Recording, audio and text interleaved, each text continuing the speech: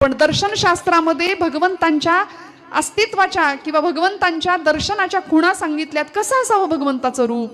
अलीकडे ट्रॅक्टरवर बसलेला पण गणपती असतो.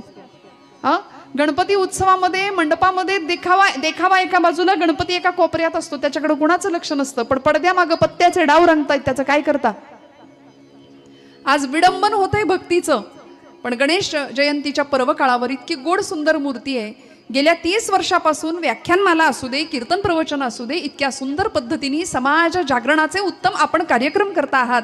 या गणेश जयंतीच्या पूर्वसंध्येचा हा अत्यंत सुंदर असा जागराचा हरिकीर्तनाचा कार्यक्रम, मनापासून ही सेवा आपण सगळ्यांनी मिळून भगवंतांच्या मंगलमूर्तींच्या सिद्धिविनायकाच्या चरणी समर्पित करायची. हा खेळ नव्हे एकल्याचा, एकटं काहीच करू शकत नाही कुणी.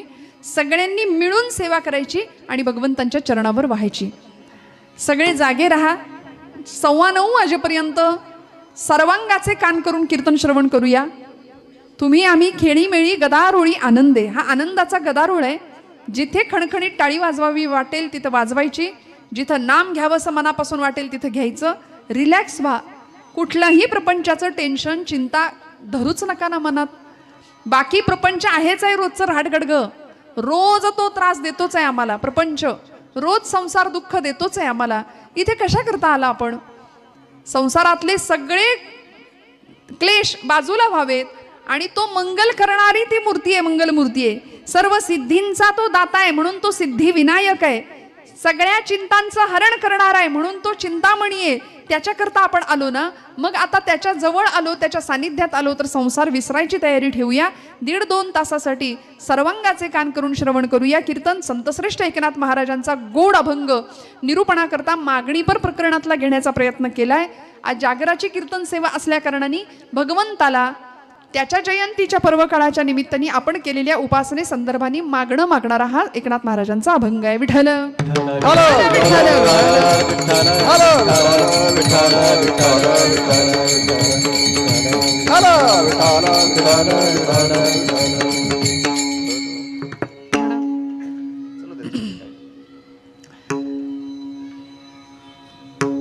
संतश्रेष्ठ एकनाथ महाराज शांती ब्रह्म या स्वरूपाला विराजमान होते. शांती ब्रह्म पदापर्यंत महाराजांना ओळख कशी तर शांती ब्रह्म. माऊलींची ओळख ज्ञानमूर्ती ज्ञानोबराय. नामदेवरायांची ओळख नाममूर्ती नामदेवराय. तुकोबरायांची ओळख भक्तिमूर्ती तुकोबराय.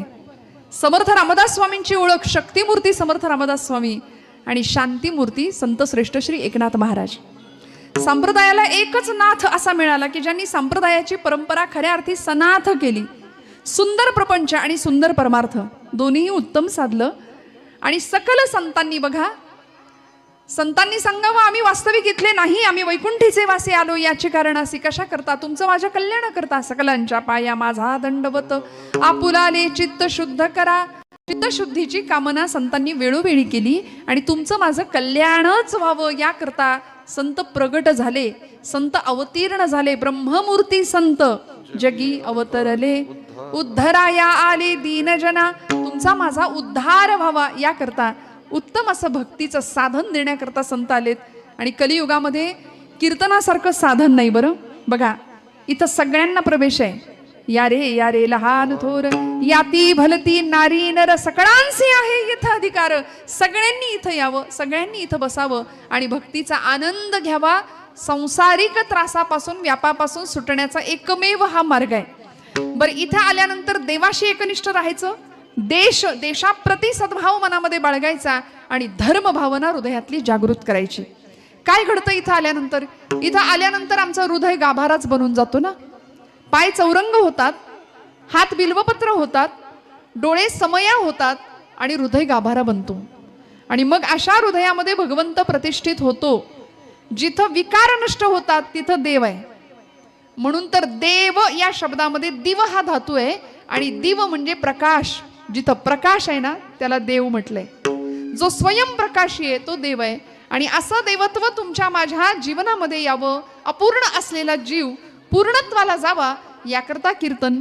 कीर्तने महादोष जाती. कीर्तने होय भगवत प्राप्ती. कीर्तने होय उत्तम गती. यदर्थी संदेह नाही. कीर्तन चांग होय अंग हरिरूप. काय परिणती आहे कीर्तनामुळे. आम्ही हरिरूप होतो, आम्ही माणूस आहोत, पण आमचा माणसाचा प्रवास देवाच्या दिशेने कधी सुरू होतो हे आम्हाला कळत नाही. आज माणूस म्हणून जन्माला येऊन सुद्धा आम्ही माणसासारखे वागायला तयार नाही.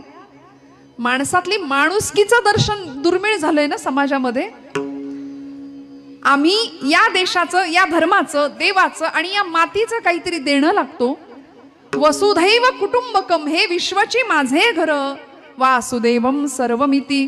सगळीकडे वासुदेव रूपाने भगवंत नटलेला आहे. भूजल तेज समीरख, रविशशी काष्ठाधिकी असे भरला, स्थिर चर व्यापुनी अवघा, जो जगदात्मा दशांगुले उरला. सगळीकडे परमात्म्याची व्याप्ती असून सुद्धा तो भगवंत तुमच्या माझ्या हृदयात आहे, याची जाणीव संतांना झाली.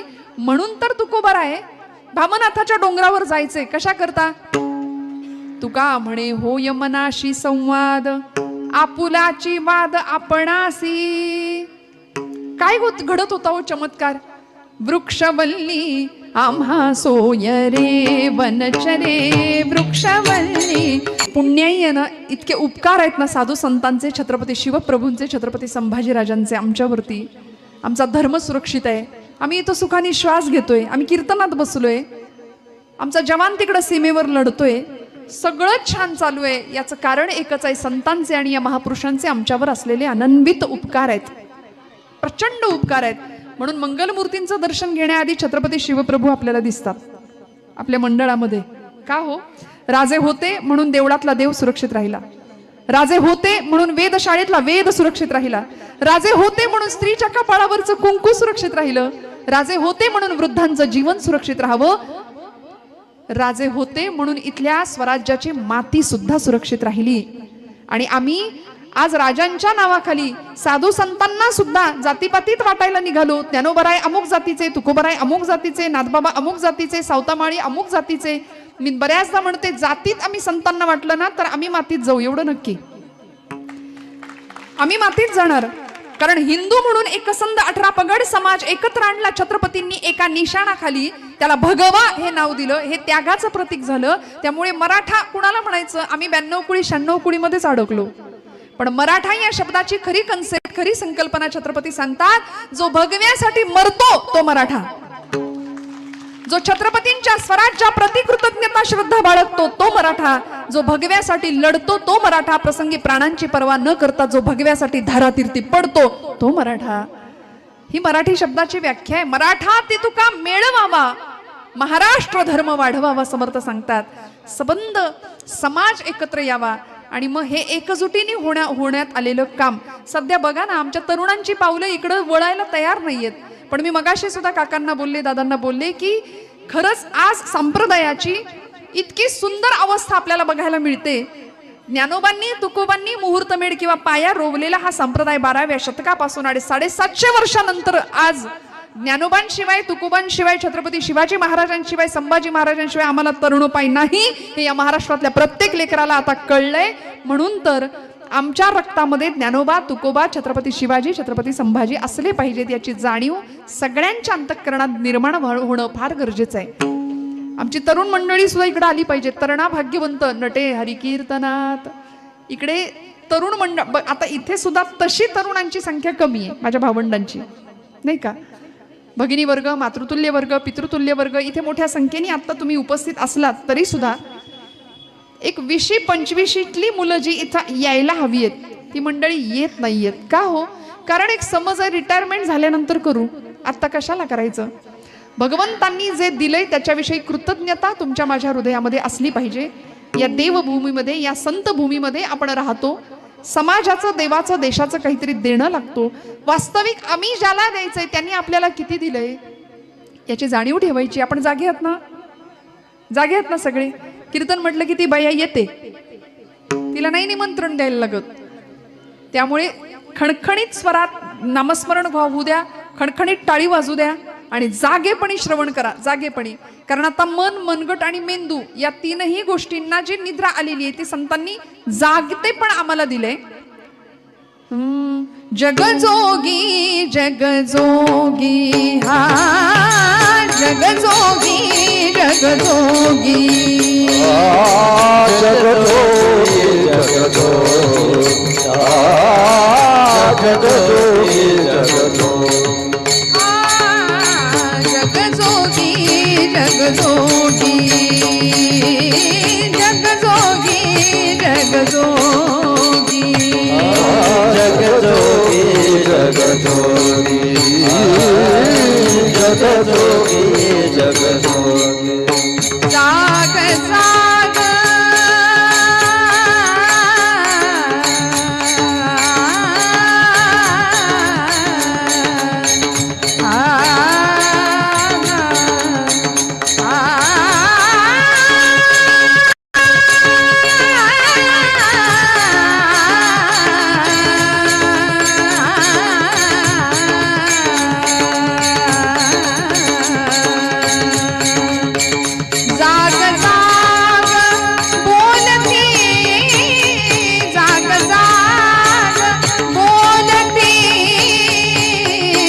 जगजोगी जगजोगी हा जगजोगी जगजोगी ओ जगजोगी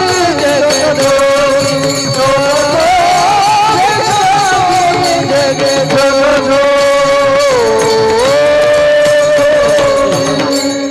निद्रिस्त झालेल्या समाजाला सतत जाग ठेवण्याचं काम संतांनी वारंवार केलंय ना. बरं, देवाने आपल्याला काय दिलं याची जाणीव संतांकडे होती, पण तरी सुद्धा संत साहित्यामध्ये संत वाङ्मयामध्ये मागणीपर प्रकरणं काही संतांनी लिहिली. मागणीपर अभंग तुकोबरायांचे मागणीपर अभंग आहेत. आजचं जागराचं कीर्तन आहे म्हणून अभंग मागणीपर. देवाकडं मागणी मागायची. काय मागायचं तर आमचं तर लिस्ट ठरलेली असते. दारिद्र्य जाऊ दे, बेकारी जाऊ दे, पोरीचं यंदा जुळू दे, पोराला नोकरी लागू दे, शेजाऱ्यांचं वाटोळ होऊ दे. आम्ही काही मागणं मागू शकतो आमच्या पातळीवर, नाही का. आमची लिस्ट असते. तुकोबरायांचं मागणं होतं, हेची दान दे का देवा, तुझा विसर न व्हावा. आम्ही म्हणतो, हेची दान दे का देवा, लाखभर रुपये पगार व्हावा. चांगलं पॅकेज पाहिजे म्हणाले. जमल्यास इन्कम टॅक्स बुडवता यावा आणि यातूनही सही सलामत सुटलो तरच गुण करायला आवडी. आमचं मागणं असं आहे ना, ऐहिकातलं आणि इथलंच मागणं आम्ही मागतो, पण पारलौकिक मागणं, परमार्थाचं महाधन संतांनी जोडलं. काय मागायचं याचा वस्तुपाठ आम्हाला दिला. वास्तविक मागायची गरज का हा प्रश्न आहे. संतांनी का मागितलं असेल हा अभंग मागणीपर आहे नाथांचा. नाथांनी मागितलंय देवाकडे. संतांना मागावंसं का वाटलं त्याचं पहिलं उत्तर असं आहे, अहो देवच मागे लागला मागा मागा मागा म्हणून. आपल्याला असं देव कधी म्हणत नाही, कारण आपली लिस्टच आपलीच संपत नाही. बरं, प्रपंच इतका आम्ही त्याच्याकडे मागून घेतो की जो प्रपंच दुःखदायक आहे त्या प्रपंचासाठी सगळ्या मागण्या मागत बसतो. पण देवाला काय मागावं याचा वस्तुपाठ संतांनी आम्हाला दिलाय. देवच मागे लागला मागा मागा म्हणून. आणि एक क्षण असा आला की लोकांना कळावं, मागायची वेळ आली तर काय मागायचं असतं देवाकडे. आणि नाथ महाराजांच्या समोर ज्यावेळी भगवंत उभे राहतात की नाथा काहीतरी मागा, का उभे राहिले, का उभे राहिले, देवाने किती दिलंय आम्हाला याचा कधी विचार केला का आपण. बघा, पहिली गोष्ट अव्यंग देह दिलाय. शरीरम आद्यम खलु धर्म साधनम, शरीर हे धर्माचं साधन आहे हे जाणून ज्यांनी उत्तम आरोग्य संपन्न देह राखला आणि ते त्या देहाचं साधन बनवून परमेश्वर प्राप्तीचं साध्य ज्यांनी प्राप्त केलं तो खरा भाग्यवान आहे या जन्मामध्ये. आम्हाला देह मिळाला. देहाची व्याख्या दहते यत नित्यम तद देहम यत दहते नित्यम. जो सतत जळतोय त्याला म्हटलंय देह. तुम्ही म्हणाल कुठं काय जळतंय, आतमध्ये जळतंय बरं का. आतमध्ये एक अग्नी प्रज्वलित आहे आपल्या. तो आहे म्हणून सगळं चाललंय, म्हणून मी कीर्तन करते, तुम्ही इथं बसलाय. तो आतला अग्नी एकदा विझला की माणसं म्हणतात उचला. त्याला डॉक्टरी परिभाषेमध्ये जठराग्नी म्हणतात. भगवान गोपालकृष्ण त्याला म्हणतात अहम वैश्वानरो भूत्वा प्राणिनां देहमाश्रिताः. मी वैश्वानर अग्नी म्हणून प्रत्येकाच्या हृदयात स्थित आहे. त्या अग्नीला आम्ही आहुती देतो. कशाची, भूक लागली की काय करतो, असतो की नाही पंचपक्वान्नांचा रोजचा बेत आमचा, ते सगळं आम्ही त्या अग्नीला अर्पण करतो. आणि तो अग्नी शांत झाला की मग आम्हाला चला भूक लागली, तो अग्नी प्रज्वलित झाला की आम्हाला भूक लागते. वास्तविक भोजन करा म्हणावं, वदनी कवळ घेता नाम घ्या श्री हरीचे. प्रत्येक कृती संबंधी कृतज्ञता भगवंताविषयी असली पाहिजे. पण पण आम्ही हा श्लोक नाही, आम्ही म्हणतो सदा सर्वदा योग तुझा घडावा पंचपक्वान्नानी ताट, आणि मग तुझे कारणी देह माझा पडावा. मग आहे आधी व्याधी शारीरिक, पण या सगळ्याच्या पलीकडे जाऊन भगवंतांनी दिलंय त्याविषयी कृतज्ञता ठेवावी. किती दिलं? नाही केलं आंधळं, नाही केलं पांगळं, अव्यंग देह दिला. मला असं वाटतं ज्यांच्याकडे ज्या गोष्टी नाहीत तिकडे पाहिल्यानंतर आपल्याला कळतं की आपल्याला भगवंतांनी किती दिले. प्रतिकूल परिस्थिती जरी निर्माण झाली तरी ब्रह्मचैतन्य गोंदवलेकर महाराज म्हणतात, सातारचे महाराज म्हणाले, परमार्थातली प्रपंचातली प्रतिकूलता ही परमार्थातली अनुकूलता ठरत असते. विठ्ठल विठ्ठल विठ्ठल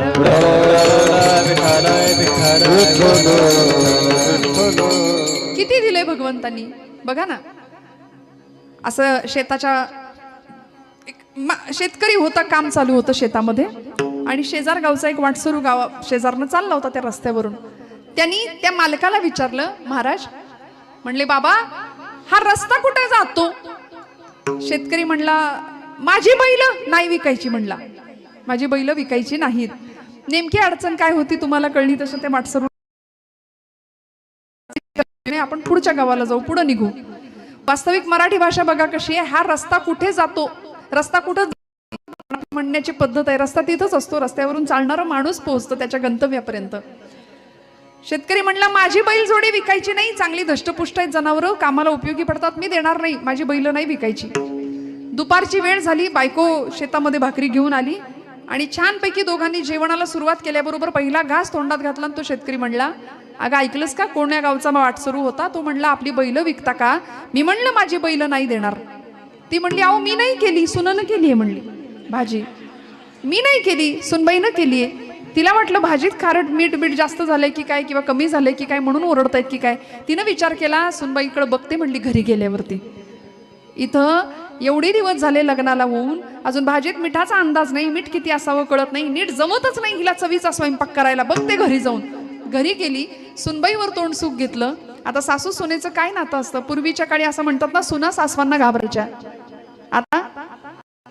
आता उलट झालंय ना. पण त्या सासूनेला इतक्या शब्दामध्ये, तुला काही शिकवलं नाही म्हणाले आईनं, तुझ्या काही शिकवलं नाही. सासू आपल्याला, ग मला या घरात काही किंमतच नाही, रांधावाडा उष्टी काढा सगळ्यांचं सगळं बघा, आलं गेलं बघा, सगळं मी करते, पण मला या घरात किंमतच नाही म्हणाली. बॅग भरते, पिशवी भरते, निघते. संध्याकाळी हे येऊ दे यांना. आणि मालक यजमान कामावरनं येताना रोजचा एक नियम होता की गिरणीत जायचं. एक आठवड्यातनं एक दिवस ठरलेलं काम, गिरणीतनं पिठाचा डबा घेऊन यायचा. पिठाचा डबा डोक्यावर घेऊन त्यांनी उंबऱ्यात पाऊल टाकलं. तसं हिच सुरू झालं, या घरात मला काडीची किंमत नाही, मी निघून जाते. बॅग भरली. तो म्हणला, अगं गिरणीतच गर्दी होती, त्याला मी तरी काय करू? विठ्ठल विठ्ठल विठ्ठल.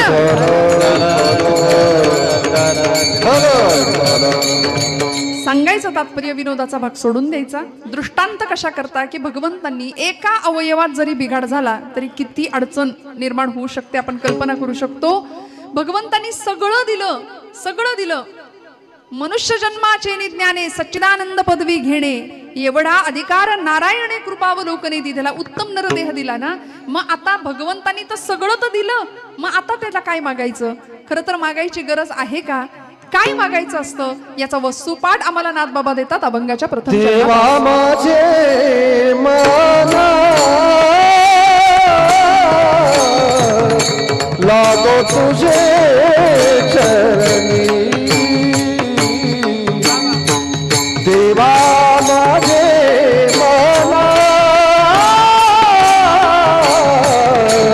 लागो तुझे चरणी. देवा माझे मन लागो तुझे चरणी. देवा माझे मन लागो तुझे चरणी. देवा माझे मन लागो तुझे चरणी. देवा माझे मन लागो तुझे चरणी.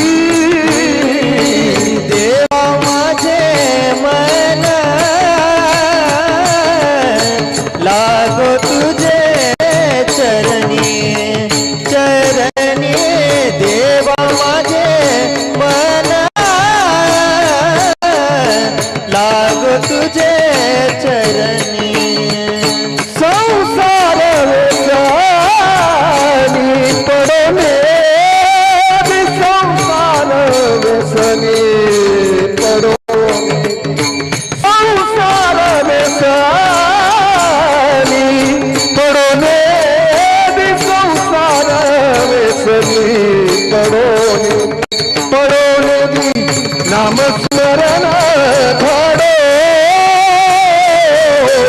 संत समागमे ओ नामस्मरण घडो संत समागम संसार व्यसनी पडोने संसार व्यसनी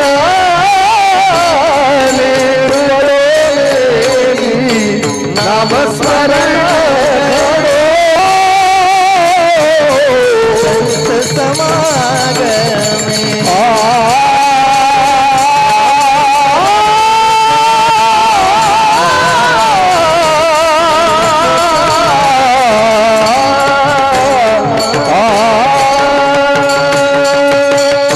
देवा माझे मन लागो तुझे चरणी. नाथांना भगवंतांनी मागणं मागितलंय. संतश्रेष्ठ एकनाथ महाराज अखंड भगवंताचं अनुसंधान करत होते बरं का, अखंड. त्याचा परिणाम असा झाला, 12 वर्ष भगवंत श्रीखंड्या म्हणून राहिले नाथांच्या घरी, 12 वर्ष गोविंद म्हणून राहिले, 12 वर्ष माधव म्हणून राहिले, 36 वर्ष अखिल कोट ब्रह्मांड नायकांनी नाथांच्या घरी राबावं, सेवा करावी, पडेल ते काम उचलावं, पडेल ते. राहिले ना उभे एक दिवस दारात येऊन. नाथांनी विचारलं, कोण रे बाबा तू? भगवंत म्हणले, नाव आहे श्रीखंड्या. श्रीखंड्या, कुठून आलास? वृंदावनातला आलो म्हणले, लांब ना आलोय. मग काय काम आहे? पगार देता का, नोकरी देता का तुमच्याकडे? नाथ महाराज म्हणाले, अरे माझ्याकडे भरपूर माणसं आहेत कामाला, तुला इथे ठेवायला आता काही गरज नाही. नाही म्हणाले नाथा, तरी सुद्धा ठेवा ना, मला काम करायचंय तुमच्याकडे. नाथ महाराज म्हणले, ठीक आहे, किती देऊ पगार तुला? अखिल कोट ब्रह्मांडाचा नायक, जगाचा बाप नाथांना सांगतात, मज न लगे सर्वथा वेतना, पोटा पुरते देई अन्न, वस्त्रे द्यावी जीर्ण शीर्ण. काही द्या म्हणाले, मला पगार नको, 2 वेळचं जेवण द्या. हे कोण सांगतंय? जगाचा बाप दारात उभा आहे. आपल्याकडे कधी आलाय का?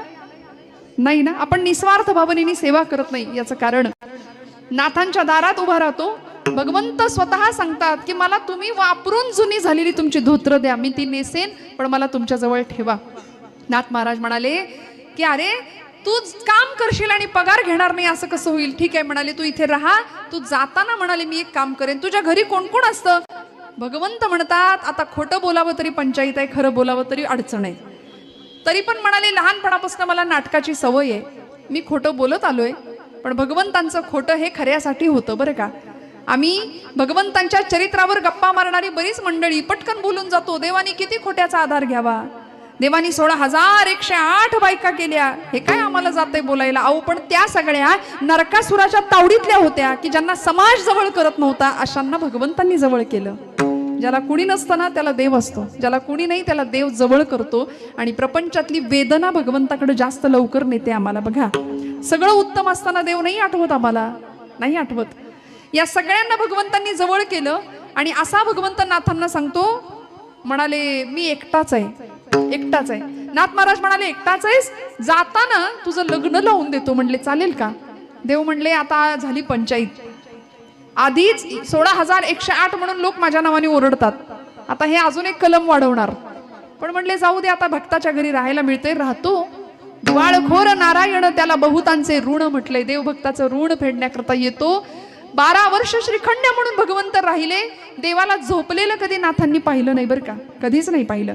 नाथ बाबा एकनाथ महाराज पैठणचे, उठण्याच्या आधी देवानी उठावं, रोज आपल्याच पूजेची आपण तयारी करावी, आपल्याच पूजेसाठी फुलं आणावीत, आपल्याच पूजेसाठी गंध उगाळून द्यावा नाथांना, सगळी तयारी करावी. पूजा झाली की नाथांच्यासाठी न्याहारीची तयारी करावी, गिरजामाईंना तिकडे स्वयंपाकात जाऊन तयारी करावी.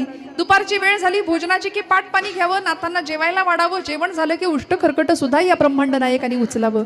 दुपारची वेळ झाली वामकुक्षीसाठी नाथ महाराज आडवे झाले की लगेच पायाशी बसावं, पाय चेपावेत. संध्याकाळी पोथी वाचनाला नाथ बाबा बसले की त्यांच्या शेजारी काही लागेल नको त्यांच्यासाठी बसावं. संध्याकाळी नाथ महाराज कीर्तनाला उभे राहायचे की त्यांच्या मागे नाथा घरी नाचे माझा सखा पांडुरंग, आमिरा गुलाल उधळीत रंग, आमिरा गुलाल उधळीत रंग, रंग रंग आमिरा गुलाल उधळीत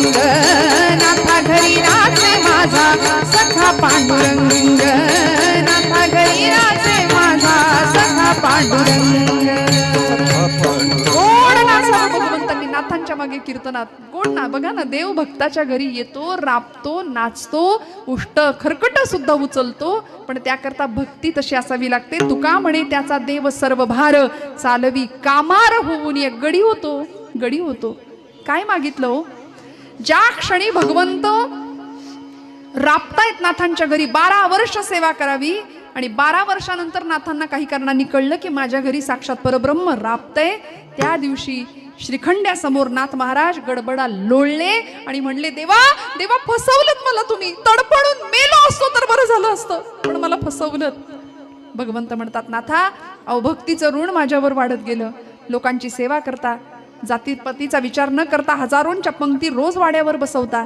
गिरिजामाई जराही तोंड वेडवाकडं न करता हजारोंना हसतमुखाने वाढते भोजेशु माता जेवायला वाढणारी स्त्री माताच वाटली पाहिजे आपल्याकडे असं असतं का हो तुम्ही म्हणाल ताई महिला असून निंदा करता का पण खरंच मला सांगा माझ्यासह 12-1 वाजता आपली घरातली भोजनं झाली आणि एकदम 25 माणसं आणली यजमानांनी घरात तर आपण काय हसतमुखाने करू का हो स्वागत थोडस तरी आपली रेष हालेल की नाही कपाळावरची आधी आली असते सकाळी केलं असतं हे आमच्या बाबतीत घडतं पण 1000 माणसांचा रोज स्वयंपाक गिरिजामाई हसतमुख करायच्या हसतमुख प्रचंड आनंदाने वाढायच्या आणि देवावर ऋण वाढलं ना या सेवेचं भगवंत आले 12 वर्ष द्वारकेची मूर्त एकनाथा घरी पाणी वाहे हरी कावडीने सगळं केलं आणि मग नाथांना ज्यावेळी दर्शन दिलं ना त्यावेळी भगवंत म्हणतात नाथा काय देऊ तुम्हाला सांगा ना काय देऊ नाथ महाराज म्हणले देवा खरं तर काहीच नको तरी सुद्धा म्हणाले काहीतरी मागा माझ्या इच्छे करता काहीतरी मागा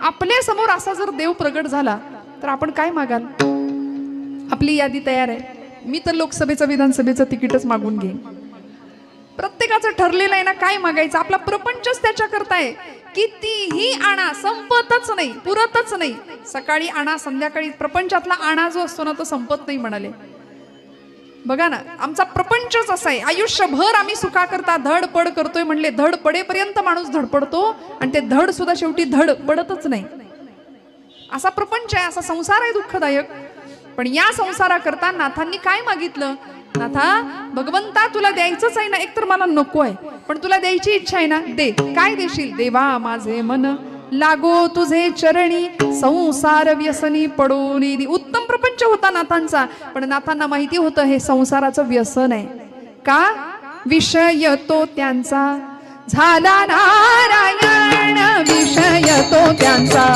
झाला नारायण विषय तो त्यांचा झाला नारायण विषय तो त्यांचा झाला नारायण विषय तो त्यांचा झाला नारायण विषय तो त्यांचा झाला नारायण विषय तो त्यांचा झाला नारायण विषय तो त्यांचा झाला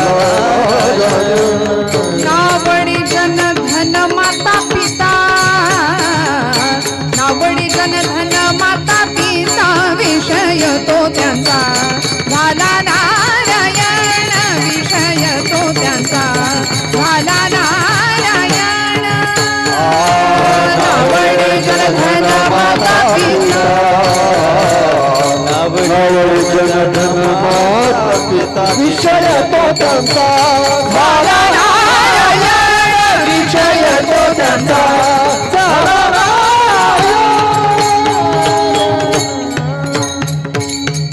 खऱ्या भक्ताचा एक विषय आहे बस देवा माझे मन लागो तुझे चरणी संसार व्यसनी पडो निधी देवा माझं मन तुझ्या चरणाशी जडलं पाहिजे आणि दर्शनशास्त्र असं सांगतं की कुठल्याही देवतेचं दर्शन घेताना पायापासून सुरुवात करावी बघा कुठल्याही पुरुष देवतेचं दर्शन घेताना पायापासून सुरुवात करून दर्शन घ्यावं म्हणून मंगलमूर्तींचं कसं दर्शन घ्यायचं उद्या गणेश जयंतीचा पर्व काळ आहे कसं दर्शन घ्यावं आपल्या भारतीय अध्यात्मशास्त्राने मान्य केलेली गणपतीची जी मूर्ती आहे ना ते स्थिर आसन घातलेली मूर्ती आहे कसं आसन असावं भगवंतांचं स्थिर आसन आहे मूर्ती आपली अशीच आहे मांडी घालून बाप्पा बसलेले आहेत त्यांचं स्थिर आसन आपल्याला शिकवतं की त्याचंच आसन स्थिर राहू शकतं ज्याची बुद्धी स्थिर आहे बघा सध्या इतकी बुद्धी आमची प्रचंड चलबिचल आहे, मनामध्ये प्रचंड संभ्रम आहे, संशय आहे, हेवा दावा आहे, मत्सर आहे, ईर्ष्या आहे, सगळे विकार डोक्यात भरून ठेवलेत.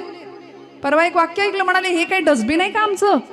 देवानी किती सुंदर साधन आम्हाला दिलंय आणि त्याच्यामध्ये आम्ही नको त्या गोष्टी जास्त भरल्यात. याची अडवीन, त्याची जिरवीन, तुला बघून घेईन. 25 वर्षापूर्वी आमकीनं मला लग्नामध्ये पोराच्या हलकी साडी दिली, काय 250 रुपयाची. आता माझ्या पोरीच्या लग्नात बघते हे दुखणं 25 वर्षाचं घेऊन बसतो आम्ही. नको त्या गोष्टी साठवतो, अनावश्यक भाग काढून टाकावा. देवत्व आमच्या जवळ आहे श्रोते हो. त्यामुळे ज्याची बुद्धी स्थिर आहे ना, ज्याचं आसन स्थिर आहे त्याची बुद्धी स्थिर असते. मंगलमूर्ती बाप्पा आम्हाला हे शिकवतात, म्हणून चरणांचं आधी दर्शन घ्यायचं. भगवंतांचं आसन स्थिर आहे. कीर्तनामध्ये 1 तासामध्ये आम्ही आसनांचे बरेच प्रकार करून बघितलेत. आता बघा तुम्ही, पण एवढ्या वेळात किती वेळा आपली मांडी हल्ली जागेवरून. पण बाप्पा स्थिर आहे. ज्याची बुद्धी स्थिर आहे त्याचं आसन स्थिर राहतं. आणि बुद्धीचं काय आहे हो? बुद्धीचे वैभव अन्य नाही तुझे, बुद्धीचे वैभव अन्य नाही तुझे, बुद्धीचे वैभव अन्य नाही तुझे, बुद्धीचे वैभव अन्य नाही एकाकेशी राजे सकळ सिद्धी, एकाकेशी राजे सकळ सिद्धी, एकाकेशी राजे सकळ सिद्धी. बुद्धीचे वैभव अन्य नाही तुझे, एकाकेशी राज सकळ सिद्धी, एकाकेशी राज सकळ सिद्धीचे वैभव अन्य नाही तुझे, एकाकेशी राज सकळ सिद्धी, एकाकेशी राज सकळ सिद्धी. ही बुद्धी आम्हाला भगवंतापर्यंत घेऊन जात असेल तर बुद्धीला विनाकारण गंज लागेल अशा गोष्टी आपण का करतो? शरीर भगवंतांनी आम्हाला दिलंय, पण त्या शरीर नावाच्या उपकरणाला गंज लागेल अशा गोष्टी आमच्याकडून का घडतात?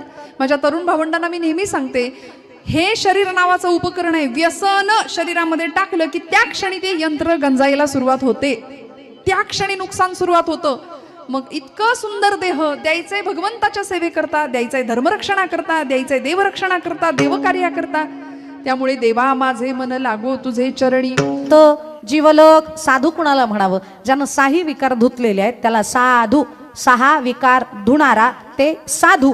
संत ज्यांनी आपल्यातल्या सगळ्या सकाम पायाशी तो जीवलोक साधू कुणाला म्हणावं? ज्यानं 6 विकार. मूषक वाहन असं भगवंताला म्हटलंय. संस्कृतमध्ये मूषकाला आखू असं म्हटलंय, आखू वहन. आणि आखू या शब्दाचा तो जीवलोक साधू कुणाला म्हणावं? ज्यानं 6 विकार धुतलेले आहेत त्याला साधू. 6 विकार धुणारा ते साधू. संत ज्यांनी आपल्यातल्या सगळ्या सकाम तो जीवलोक साधू कुणाला म्हणावं? ज्यानं 6 विकार धुतलेले आहेत त्याला साधू. 6 विकार धुणारा ते साधू. संत ज्यांनी आपल्यातल्या सगळ्या सकाम काम. तो जीवलोक साधू कुणाला म्हणावं? ज्यानं 6 विकार धुतलेले आहेत त्याला साधू. 6 विकार धुणारा ते साधू.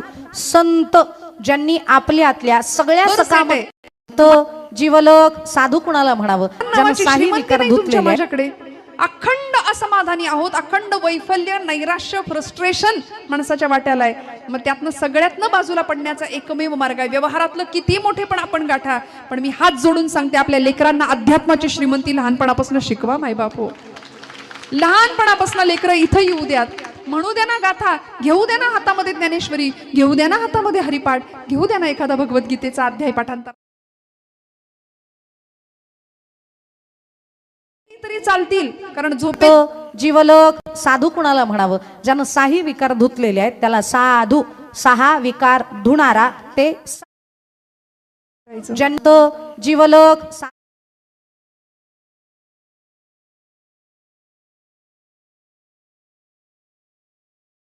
तो जीवलोक साधू कुणाला म्हणावं? ज्यानं 6 विकार धुतलेले आहेत त्याला साधू. 6 विकार धुणारा ते साधू. संत ज्यांनी प्रतिष्ठापना केली जाते. आमचं मन भगवंतांच्या तो जीवलोक साधू कुणाला म्हणावं? ज्यानं 6 विकार धुतलेले आहेत त्याला साधू. 6 विकार धुणारा ते साधू. संत ज्यांनी आपल्यातल्या सगळ्या सकाम माझं मन तुझ्या चरणाशी लागलं पाहिजे आणि संसारामध्ये कुणाला म्हणावं? ज्यानं 6 विकार धुतलेले आहेत त्याला साधू. 6 विकार धुणारा ते साधू.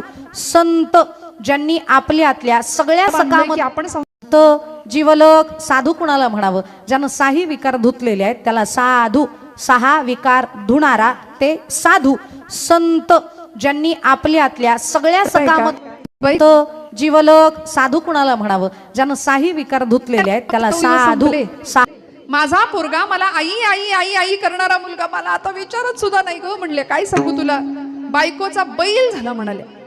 म्हटलं हो, काही वर्षांपूर्वी तुम्ही जे वागलाय त्याचं सव्याज परत मिळते असं समजा. देवकुळाचं उसणं ठेवतच नाही ना. म्हटलं जाऊ दे, मुलाच्या बाबतीत तुम्ही नाराज झालात. मुलीचं कसं आहे, तिचं बरं आहे का? तिचं एकदम छान आहे म्हणाले. जावयाला असं मुठीत ठेवलंय तिने, म्हणजे ते चालतंय. आणि इथं बिघडलंय. आमचा संसार वृत्तीच्या मनस्थितीवर अवलंबून आहे. आमच्या मनासारखं घडलं की आम्ही सुखी आहे, मनाविरुद्ध घडलं की दुःखी आहे. पण अहो, या प्रपंचामध्ये सुखाचं नाणं उचललं की आपोआप मागे दुःखाचा काटा असतो हे आम्ही विसरतो. सुख सुख म्हणता दुःख ठाकून आले. सुखाचा अपेक्षा किंवा विचार केला की दुःख त्या मागे येणारच आहे. मग सुख दुःखाच्याही पलीकडे असलेला आनंद घन परमात्मा, म्हणून आनंद शब्द वापरला परमात्मासाठी. तो कसा आहे, तो आनंद स्वरूप आहे, सच्चिद आनंद स्वरूप. आणि आनंद या शब्दाला विरुद्धार्थी शब्द नाही. तुम्ही म्हणाल दुःख नाही, सुखाला विरुद्धार्थी शब्द आहे दुःख, पण आनंदाला मराठी भाषेत विरुद्धार्थी शब्दच नाही. एकमेवाद्वितीय आनंद स्वरूप असलेला तो मंगलमूर्ती आहे. तो काय करतो, मंगल करतो तुमचं माझं. तो आनंदमय आहे, आनंद स्वरूप आहे. म्हणून त्याचं ध्यान करायचं. देवा माझे मन लागो तुझे चरणी. मागताना काय मागायचं, देवा सगळीकडे मन माझं फिरतं, इतकं नष्ट भ्रष्ट कुलिष्ट झाले, पण ममतेचा मळ लागलाय मनाला. माझं माझं माझं करणारं मन न धरी रे संग राही रे निसंग. संग राही रे निष्ठळ. लागोनी निमळ ममतेचा. ममतेचा लागोनी निमळ ममतेचा. न धरी रे संग राही रे निसंग. संग राही रे निष्ठळ. न धरी रे संग राही रे निसंग. धरी रे संग राही निष्ठळ. लागोनी निमळ ममतेचा. लागोनी निमळ ममतेचा. काय करायचं, मी आणि माझं सोडून दिलं. अहंता आणि ममता बाजूला सोडली ना, आम्ही माझं माझं माझं इतकं करतो ना, असे बांधावर उभे राहतो. आणि येणाऱ्या पाहुण्याला म्हणतो ते झाड दिसतंय, तो डोंगर दिसतोय, तेवढं सगळं माझं. ती धरणी माता आपल्यावर हसते. ती म्हणते बाई ग, याचा पणजा सुद्धा हेच म्हणायचा, याचा आजा सुद्धा हेच म्हणायचा, हे माझं. पण आजा गेला, पणजा गेला, बाप बसणा गेला, आणि देखत देखत नातू पण तोही तैसा. तरी सुद्धा याला कळत नाही की हे माझं म्हणायचं नाही म्हणून. किती आम्ही परवा पुण्यात एक गाडी दिसली मोठी, तर ती गाडी कुणाची काय मरू द्या, मोठी गाडी होती. त्या गाडीच्या मागे लिहिलं होतं भाऊंशी वाकडं स्मशानात लाकडं. म्हणलं बापरे, आता ही गाडी घेऊन हे महाराज वरती जाणार की काय? सगळंच न्यायची इच्छा आहे का? पण सगळं तर इथं राहणार आहे. मग काय न्यायचं, तुम्ही आम्ही केलेलं कर्म आमच्या सोबत येणार आहे. काय कर्म, जे छत्रपतींनी केलं, देवाचा देशाचा धर्माचा विचार केला, म्हणून आम्ही आज इथं सुखाने नांदतोय, गुण्यागोविंदांनी श्वास घेतोय, धर्माच्या इथं मंडपामध्ये इथं बसतोय आपण या स्थानावरती. देवाची पूजा आराधना योग्य नित्य पद्धतीने करू शकतो. याचं कारण आहे की या मंडळींनी आपल्या जीवनाचं सर्वस्व समर्पित केलं. देवा माझे मन लागो तुझे चरणी, संसार व्यसनी पडोनेरी. स्वातंत्र्यवीर सावरकरांचं प्रतिष्ठान आहे, सावरकर मित्रमंडळ आहे. सावरकरांना काय कमी होतो, बॅरिस्टर होऊन आले होते विलायतेहून. पण इंग्रज सरकार म्हणालं होतं की बॅरिस्टरी आम्ही तुम्हाला देतो, पण आमच्या एका कागदावर सही करावी लागेल. कुठला कागद? इंग्रज सरकारशी एकनिष्ठ राहू या कागदावर सही करा, मग तुम्हाला बॅरिस्टरी आम्ही देऊ. सावरकर म्हणले अरे हट, आईला विकून पदवी नको मला, घे तुझी तुला पदवी. नाकारली बॅरिस्टरी, पूर्ण केली पण नाकारली. लंडनला गेले, शस्त्रास्त्र निर्मितीचा उद्योग केला तिथे. गुप्त पद्धतीने रशियन मित्रांच्या सहकार्याने पिस्तूल आणि बॉम्ब कसा बनवायचा हे सावरकर शिकतात. गुप्त पद्धतीने भारतामध्ये ते शस्त्रास्त्र पाठवतात. खुदिराम बोस नावाचा क्रांतिकारक बंगालमध्ये बॉम्बचा हल्ला करतो. इंग्रज सरकार दणानून जातं की भारतात बॉम्ब पोहोचला कसा. जॅक्सन नावाच्या एका इंग्रजी अधिकाऱ्याची हत्या करणारा अनंत कान्हेरे नावाचा नाशिकचा क्रांतिकारक, त्याच्या हातामध्ये पिस्तुलाच्या साहाय्याने तो क्रांतिकारक त्या इंग्रज अधिकाऱ्यावर गोळी झाडतो. इंग्रज सरकारला प्रश्न पडतो भारतात पिस्तूल पोचलं कुठून, कारण भारतात लाठीकाठी फक्त, भारतात तलवार फक्त, पण लांब पल्ल्याच्या बंदुका आणि सगळा बॉम्ब साठा इंग्रजांकडे होता. पण ही सगळी कृपा आणि हे सगळे उपकार आमच्या सावरकरांचे श्रोते हो, सगळे उपकार. आज सर्व क्षेत्रामध्ये आमचा भारत सधन आहे. सगळे देश आज कुठल्याही क्षेत्रामध्ये आमच्याकडे ललाभूत, सगळ्या जगाला आम्ही आमच्या भारताला पाहतोय. सगळ्या क्षेत्रामध्ये, मग ते क्षेपणास्त्राच्या क्षेत्रामध्ये असू दे, युद्ध तंत्रज्ञान असू दे, अणुचाचणीच्या क्षेत्रात असू दे, अन्य कुठल्याही क्षेत्रामध्ये आज आमचा भारत प्रगतीपथावर आहे. याचं कारण या क्रांतिकारकांचं, या महापुरुषांचं योगदान आहे. काय कमी होतं? उत्तम प्रकारे प्रपंच करता आला असता, पैसा मिळवता आला असता, वकिली झाले होते, उत्तम प्रकारे जमीन घेता आली असती, एखादा 4 BHK 3 BHK फ्लॅट घेता आला असता, बायको बरोबर छान प्रपंच करता आला असता ना, मुंबई तिकडं चौपाटीवर जाऊन भेळपुरी खाता आली असती, सगळंच आम्ही जे करतो ते सगळं करता आलं असतं त्यांना सुद्धा. पण ज्यावेळी इंग्रज सरकारने खटला चालवला ना, त्यावेळी सावरकरांना भेटायला इथं भारतात खटला चालला. अंदमानची काळ कोठडीची 50 वर्षाची शिक्षा सुनावली गेली. आणि ज्यावेळी मुंबईच्या कारागृहामध्ये बायको भेटायला येते ना सावरकरांना, यमुना नाव होतं आईसाहेबांचं, माई म्हणायचे सावरकर.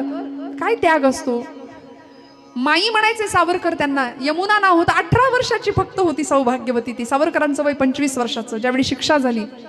आणि सावरकर आपल्या बायकोला सामोरे जातात, लोखंडी पिंजऱ्यातला आपला पती आपल्या समोर पाहतीये ही सौभाग्यवती, डोळ्यात टपकन पाणी उघळलं, पुसलं पाणी, आणि लोखंडी पिंजऱ्यातला आपला नवरा पाहिला. सावरकर म्हणतात, ओळखलं नाही का मला, ओळखलं नाही मला. आपला पती बॅरिस्टर होऊन बॅरिस्टरीचा झगा पांघरून येईल, पैसा मिळू असा विचार केला असाल तुम्ही, पण अरे काट्या कुट्या जमवायच्या. हे माझं वाक्य नाही, सावरकरांच्या आत्मचरित्रातली वाक्य आहेत. खूप लक्ष देऊ नये का, आणि कधीतरी आपल्या लेकरांना वाचायला द्या. आता श्यामची आई पुस्तक बघायला सुद्धा मिळेना. आपण जुन्या मंडळींनी ती वाचली पुस्तकं. आता आई कुठली, आता घराघरात श्यामची मम्मी आहे, श्यामची आई कुठून यायची. त्या श्यामनी लहानपणी आईला सांगितलं होतं, आई मी आंघोळ केली ना, स्नान केलं ना, माझ्या पायाला माती लागेल, तुझा पदर पसरतेस का ग. आई म्हणाली, श्याम पायाला माती लागू नये म्हणून जितका जपतोस ना, तेवढी मनाला माती लागू नये म्हणून जप हो, मनाला घाण लागू नये म्हणून जप. हे शिकवणारी श्यामची आई या महाराष्ट्रात साने गुरुजींनी आम्हाला दिली ना. पण हे सगळं आम्ही विसरतो. नक्की श्रीमंती कशामध्ये ते सगळं विसरून गेलो. सावरकरांनी आपल्या पत्नीला सांगावं, बाई ग काट्या कुट्या जमवायच्या, घरटी बांधायची, त्या घरट्यामध्ये पिलांची वीड वाढवायची. याला जर प्रपंच किंवा संसार असं म्हणत असतील तर हा प्रपंच चिमण्या कावळे सगळेच करतात. मला माझ्या देशाचा प्रपंच करता आला यात धन्यता माना, मला माझ्या राष्ट्राचा प्रपंच करता आला यात धन्यता माना. काय त्याग होता सावरकरांना. त्यांची बायको पाहतीये, नमस्कार करण्याकरता खाली वाकली. सावरकर म्हणतात, नका नमस्कार करू, कारण या जन्मात मी तुम्हाला इतका त्रास दिलाय, जन्मोजन्मी हाच नवरा मिळावा असं तुम्ही म्हणावं तरी कसं. वटपौर्णिमेला पूजा करावी तरी कशी वडाची. पण यमुनामाई सावरकर काय त्याग होता. खडे नाही फोडले, काय आमच्या वडिलांनी बघून दिले, असं नाही कधी नशिबाच्या नावाने खडे फोडले. मिळेल ते स्वीकारलं, मिळेल ते. काय सुंदर त्याग आहे यमुनामाईंचा. सावरकर नावाचं प्रतिष्ठान आहे म्हणून मी मुद्दाम हा प्रसंग सांगते. यमुनामाईंनी सांगावं की काळजी करू नका.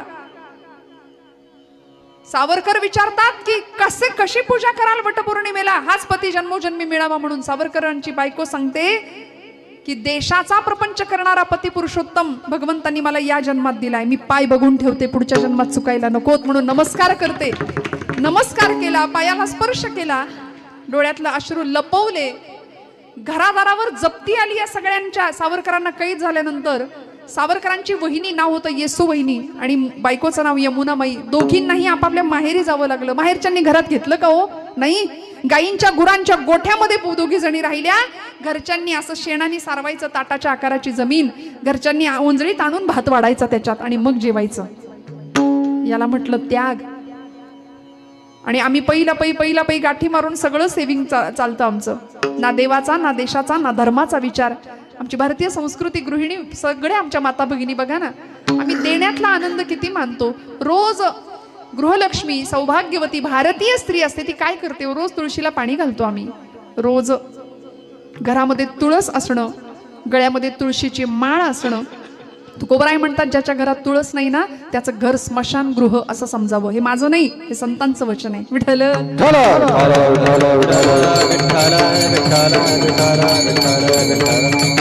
त्यामुळे आमचं मन इकडे जावं देवा माझे मन लागू तुझे चरणी. गणपती बाप्पाचं ध्यान सांगते मी. काय आहे मंगलमूर्तीचं ध्यान? भगवंत स्थिर मांडी घालून बसलेले आहेत. हा, भलं मोठं पोट आहे देवाचं. पायाशी उंदीर आहे म्हणजे मायेला पायाशी घेतलंय. मोठं पोट आहे. मोदक खाल्ले म्हणून पोट मोठं झालं का देवाचं? नाही हो, आमची पाप पोटात घेतली देवानी. अनंत ब्रह्मांडे उदरी असा तो भगवंत. 4 हात आहेत भगवंतांना. एकदंतम चतुर्हस्तम पाशमंकुशधारिणम. अथर्वशीर्षामध्ये वर्णन केले. 4ही हातामध्ये पहिले 2 हात, एक हात वर देणार आहे, दुसऱ्या हातामध्ये मोदक आहे. मागचे 2 हात पाश आणि अंकुश शस्त्र धारण केलेलं आहे. का शस्त्र धारण केलं? आमच्या सगळ्या देवांच्या हातामध्ये शस्त्र आहे. सगळ्या देवतांच्या हातात. राम शस्त्रधारी आहेत, कृष्ण शस्त्रधारी आहेत. म्हणून गणपती उत्सव आला की चमचा लिंबू शिकवू नका पोरांना. संगीत खुर्चीन चमचा लिंबू खेळून काही मिळणार नाही. लाठीकाठी शिकूया, मल्लयुद्ध शिकूया, तलवारबाजी शिकूया, रायफल शूटिंग शिकूया. आमच्या लेकी बाळींना स्वसंरक्षण कसं करायचं याचं प्रशिक्षण देऊया. म्हणजे लव जिहाद घडणार नाही घडणार. का हो? छत्रपतींच्या महाराष्ट्रात राहतो ना आम्ही. एखादी मुलगी आमची रस्त्याने निघाली, एखादं टोळकं तिची छेड काढत असतं आणि आम्ही जर ते उघड्या डोळ्यांनी बघत असू ना, तर छत्रपतींचं नाव घेण्याची आमची पात्रता नाही. तरुण भावंडांना मी सांगेन, आम्ही राजांच्या महाराष्ट्रात राहतो ना. मग आता ही सगळी प्रशिक्षण देण्याची काळाची गरज आहे. परवा एक कॉलेजचं टोळकं समोरनं येत होतं. मला असं वाटलं बॉम्बस्फोटातनं नुकतंच उद्ध्वस्त झालंय की काय. इतकी कपडे 10 ठिकाणी फाटली होती. म्हणजे यांच्या घरात माणसांपेक्षा उंदरं जास्त आहेत की काय असं वाटावं, इतकी ती जीन्स फाटलेली असते. काय गंमत आहे बघा ना महाराज. साधी जीन्स आता कितीला मिळते? 1,500-2 हजाराला मिळत असेल. पण 10 ठिकाणी फाटलेली जीन्स मॉलमध्ये ब्रँडेड म्हणून 5 हजाराला मिळते. मग आम्ही नेमकं चाललो कुठे? आमचं अधपतन होतंय की ऊर्ध्वगामी दिशेने आमचा प्रवास चालला याचा विचार करावा. बाप्पांनी दोन्ही हातामध्ये शस्त्र घेतली, दुष्टांचा नाश केलाय. हातामध्ये शस्त्र. सावरकरांचंच वाक्य आहे, शस्त्र पाप नासवयेची, शस्त्र पुण्य नासवये, इष्टता अनिष्टता त्यास हेतूनेच ये. हातात शस्त्र घेणं हे पाप नाही. रामांच्या हातात शस्त्र होतं, कृष्णाच्या हातात शस्त्र होतं. म्हणून हातामध्ये उठसूट बंदुका घ्यायच्या मारत सुटायचं असं नाही, तलवार घ्यायची मारत सुटायचं असं नाही. जिथं हातामध्ये शस्त्र उचलणं शक्य आहे, सावरकर म्हणायचे, तिथं घ्यावं. ते पाप नाही. त्यामागचा हेतू काय आहे याच्यावर पाप आणि पुण्य ठरेल. त्यामुळे बाप्पांनी हातामध्ये शस्त्र धरलंय. सिंदुरासुराला, देवांतकाला, नरांतकाला, तारकासुराला ठार मारलंय. एकंदर शरीराच्या मनाने देवाचे कान मोठे आहेत. गजमस्तक आहे भगवंतांचं. आणि आमच्या लहान मुलांना आम्ही सांगतो, देवाचे कान कसे असतात? गणपती बाप्पाचे कान सुपासारखे. आता सुपासारखे सांगावं तर झाली पंचायत. सूप कुणाला माहितीये? एका पोराने मला विचारलं, गणपतीचे कान सुपासारखे कसं काय? How it is possible? Because soup is liquid. ते कॉर्न सूप बद्दल विचार करत होतं. टोमॅटो सूप माहिती त्याला, व्हेजिटेबल सूप माहिती, पाखडायचं सूप कोणी पाहिलंय? आता सूप जातं या सगळ्या गोष्टी कालबाह्य झाल्या. परवा माझ्या एका मैत्रिणीच्या मुलीने मला विचारलं, ताई जात्यावर कसं बसायचं असतं? म्हटलं बाई जात्यावर नसतं बसायचं. जात्याच्या शेजारी बसायचं, खुंट्याला हात लावायचा, पाय पसरायचा आणि खणखणीत आवाजात ओवी गायची. ती म्हणली माझ्या घरी जातं नाही. म्हटलं मिक्सरवर म्हण. पूर्वजांचं शहाणपण वापरता आलं पाहिजे ना आम्हाला. किती गोड जनाबाईंनी ओवी वृत्त दिलं मराठी साहित्याला. नको ती गाणी लक्षात राहतात की नाही? चित्रपटांची गाणी लक्षात राहतात की नाही? आता तुकोबरायांची अभंगवाणी लक्षात राहू द्या जरा आमच्या लेकरांच्या. परवा टेक्सास प्रांत अमेरिकेतला 10,000 पोरांनी गीतेचं एकत्र पठण केलं. आमची पोरं काय करतात? संध्याकाळ झाली की लेकरांनी बसावं देवाजवळ, आई वडिलांनी घेऊन बसावं, पाठेपर्वचे म्हणावेत. संस्कारांचं शिक्षण घराघरामध्ये देणारी ही संत वाङ्मयाची परंपरा आम्हाला एवढी मोठी लाभली आहे ना. आम्ही आमची श्रीमंती लक्षात घेत नाही आणि नको त्यांचं खरकट आम्ही उचलतो. मला माफ करा, थोडं स्पष्ट बोलते. पाश्चिमात्यांचं अंधानुकरण वाढदिवसापासून लग्नापर्यंत थेट सगळं नुसतं नको ते व्यवहार आमच्या सगळ्या विधींमध्ये चाललेत. मी फार त्या गोष्टीवर विवेचन करत नाही, आपण सगळे जाणता. मग मोठ्या माणसांची आज गरज आहे, ज्यांनी बोललं पाहिजे ना योग्य ठिकाणी. कसं भगवंतांची मूर्ती सुद्धा आम्हाला किती सुंदर शिकवते. सुपासारखे कान आहेत. पाखडण्याचं सूप. असार आहे ते सोडून द्यावं आणि सार आहे ते जवळ करावं. जनी निंद्यते सर्व सोडून द्यावे, जनी वंद्यते सर्व भावे करावे. जे चांगलं आहे ते स्वीकारावं, जे वाईट आहे ते सोडून द्यावं, हे सांगतात गणपतीचे कान. एकंदर शरीराच्या मानाने डोळे बारीक आहेत देवाचे. सूक्ष्म दृष्टी आहे देवाची. बघा, ज्याचं फेस रिडिंग म्हणतो आपण त्याला, ज्याचे डोळे बारके असतात ना, ती माणसं बारीक नजरेची असतात. जगाकडे दूरदृष्टीने पाहणारी नजर असते ती. बाप्पाची दृष्टी अशी आहे, आम्ही त्यांच्याकडून हा बोध घ्यावा. आणि असा हा गजमस्तक, सोंड त्याची वाकडी आहे. वाकडी सोंड म्हणून त्याला वक्रतुंड नाही म्हटलं, वाकड्या मार्गाने जाणाऱ्याला तो सरळ करतो म्हणून तो वक्रतुंड आहे. विठ्ठल विठ्ठल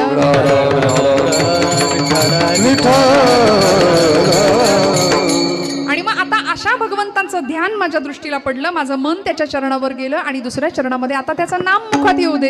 नामस्मरण गणो संत समागमे, नामस्मरण गणो संत समागमे, नामस्मरण घडो संत समागम, नामस्मरण घडो संत समागम, नामस्मरण गणो संत समागमे, नामस्मरण गणो संत समागमे, नामस्मरण घडो संत समागम, नामस्मरण घडो संत समागम, वाळुगाची श्रमण को देवा, वाळुगाची श्रमण को देवा, नामस्मरण गणो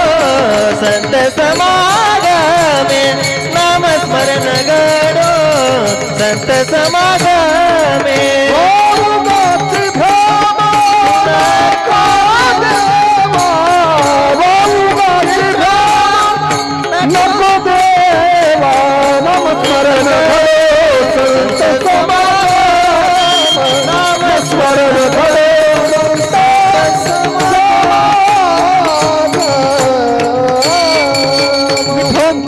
रखुमाई हा हा हो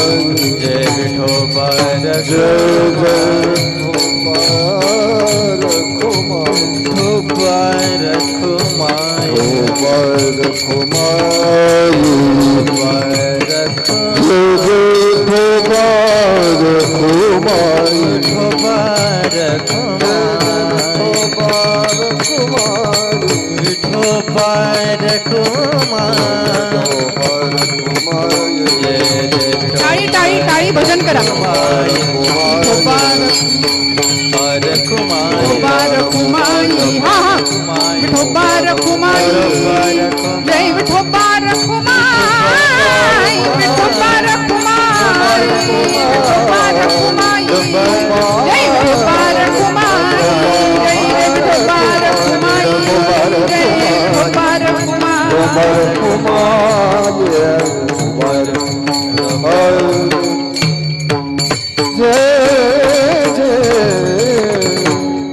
देवा माझे मन लागो तुझे चरणी, संसार व्यसनी पडोने दे, नामस्मरण घडो संत समागम, वावुगाची भ्रम नको देवा. पायी तीर्थ यात्रा मुखी राम नाम, हाची माझा नेम सिद्धी नेई, नामस्मरण घडो संत समागम, वावुगाची भ्रम नको देवा. काय काय मागितलं जागेत ना सगळे? हा अभंग सोडवावा लागतो, मग 10 वाजले तरी चालतं. आणि काळजी करू नका, यानंतर आता पंगत आहे, आपल्या सगळ्यांना भोजनाचा सुंदर प्रसाद घ्यायचा आहे. त्यामुळे आपल्याकडे भजनाला 8 आणि भोजनाला 60 अशी पद्धत आहे.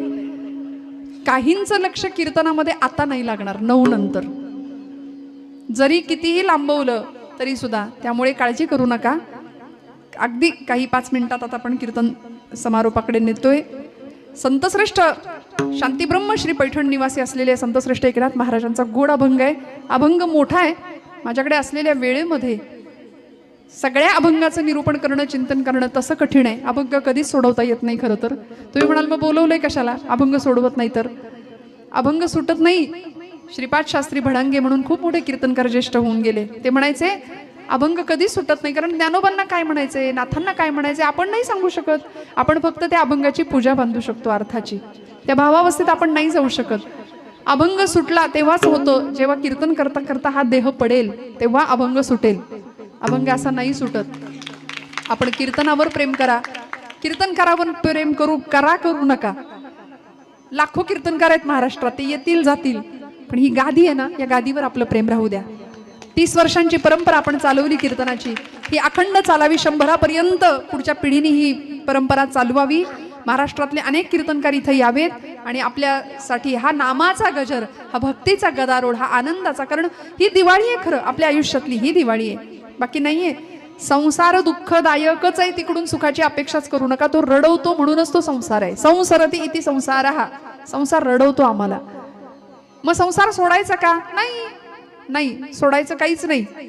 एक खूप गोड कविता माझ्या वाचनात आली आहे. खरं तर आम्ही ज्यांना आपलं म्हणतो ना ती आपली नाहीच आहेत. काय मागायचंय? पायी तीर्थयात्रा, मुखी राम नाम, हाची माझा नेम सिद्धी नेई. नामस्मरण घडो, संत समागम, उत्तम संतांचा संग दे. नामस्मरण घडू दे. पायाने तीर्थयात्रा अखंड घडली पाहिजे आणि भगवंता हा माझा नेम तू सिद्धीला ने. मग ज्या संसारात आम्ही अडकलोय तो संस्कार आपला आहे का खरं? तुम्ही म्हणाला असं कसं? माझा मुलगा आहे, माझी बायको आहे, माझं घर आहे. पण खरं सांगू, तोच मुलगा मोठा झाल्यानंतर हाडाची काढं करा, रक्ताचं पाणी करा, जीवाचं रान करा, तो म्हणेल आमच्यासाठी काय केलं. तेव्हा खडकन डोळे उघडतात. इतकं करून काहीच केलं नाही मी, इतकं करून काहीच केलं नाही. ऐका, कन्या स्नुषान रूपांची प्रत्यक्ष राम भार्या, पिचली क्षणाक्षणाला कारुण्य रूपी सीता. कामी तिच्यान आले सामर्थ्य राघवांचे, प्रत्यक्ष वेळ येता कोणी नसे कुणाचे. त्यागुनी सूर्यपुत्रा कुंती पुन्हा कुमारी, कर्णास अनुज माता सारेच जन्म वैरी. कौतुक का करावे त्या रक्तबंधनाचे, प्रत्यक्ष वेळ येता कोणी नसे कुणाचे. केली द्युतात उभी साक्षात कृष्ण भगिनी. सांगत होती द्रौपदी, नको रे दुःशासना, माझ्या केसांना धरून फरफटत ओढत आणू नकोस. मी कुरुकुलाची स्नुषा आहे, कौरवांची सून आहे, पांडवांची धर्मपत्नी आहे, तुमची मर्यादा आहे मी, मला असं आणू नकोस. पण केसांना धरून फरफटत आणलं. केली द्युतात उभी साक्षात कृष्ण भगिनी. सम्राट पांडवांची रानावनात राणी, पती 5 देव बंधू येती तिच्यान कामी, प्रत्यक्ष वेळ येता कोणी नसे कुणाचे. बर का, ठेवू नको अपेक्षा असल्या जगाकडूनी, निरपेक्ष आचरी तू कर्तव्य प्रेम दोन्ही. मग चालू दे सुखाने अवहेरणे जगाचे, प्रत्यक्ष वेळ येता कोणी नसे कुणाचे. विठ्ठल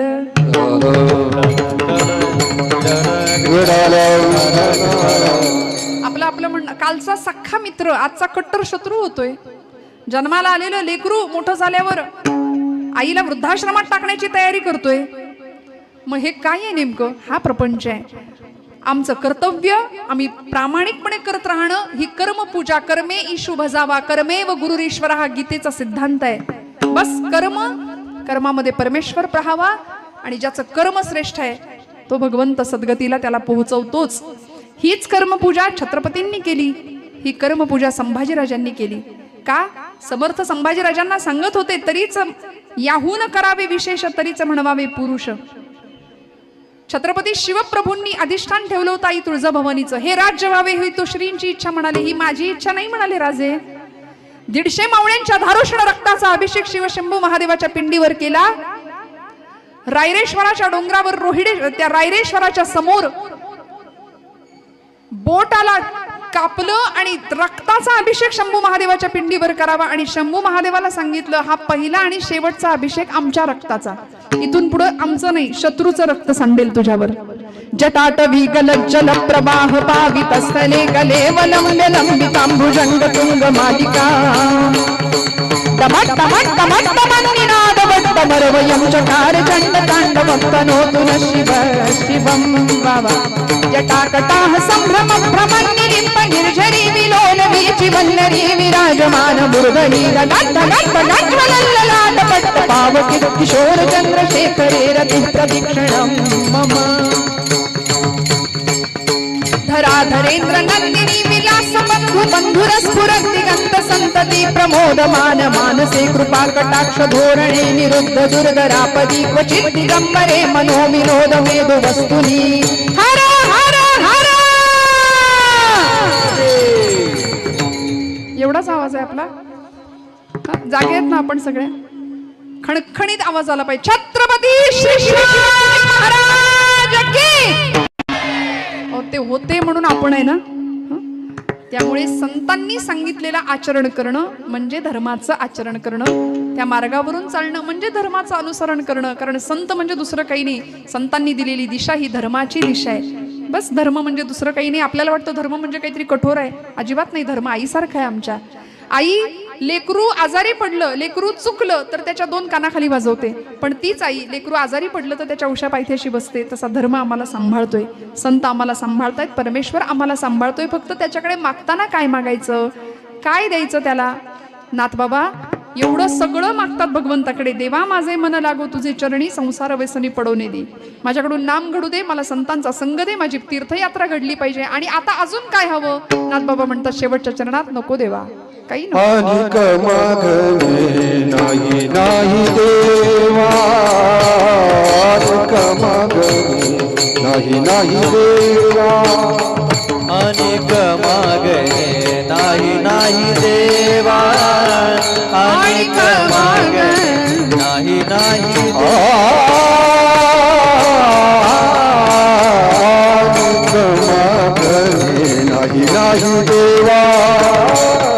अनेक मागणे नाही नाही देवा, अनेक मागणे नाही नाही देवा, अनेक मागणे नाही नाही देवा. एका जनार्दनी सेवा तुला देई, एका जनार्दनी सेवा तुला दे. नामस्मरण समागम, नामस्मरण करो संत समागम. एका